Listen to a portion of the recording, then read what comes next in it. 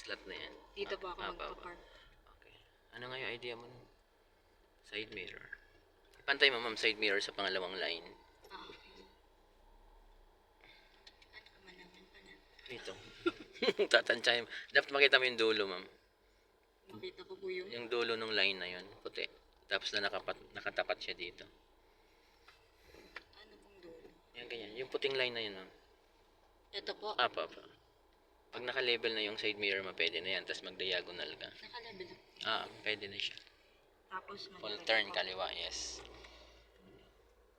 Tapos diagonal ka ngayon. Tapos malalaman mo yun kung kailan ka atras. Dito sa mirror, ma'am, dapat makita mo yung unang line. Yung unang line na yun. Ano pong una? Yun, yung maraming guhit-guhit na yun. Makikita mo siya. Sige, forward mo. Yung yellow po. Pati yung yellow, ma'am, makikita mo dapat yung stopper. Sige ba? Check ka dun sa mirror. Baka may padating dyan. Baka makita mo yung kaaway mo, banggay mo. Yan, brake, stop. Yan, tapos yung dulo ng line na yun at saka yung stopper.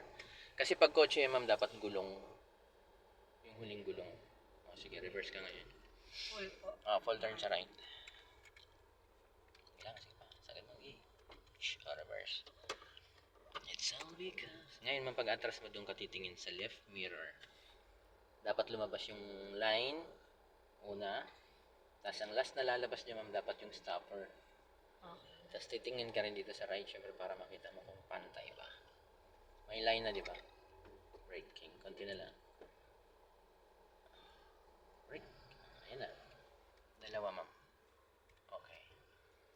Di ba? Pantay dito, pantay din dyan. Walang labis, walang sobra. Gas konti, ma'am. Lang. Sumakto ko tingin. Yan, nakaakyat. Pwede mo siya ibangga ng konti. Oink. Yun. Okay Pag na ako lang. siguro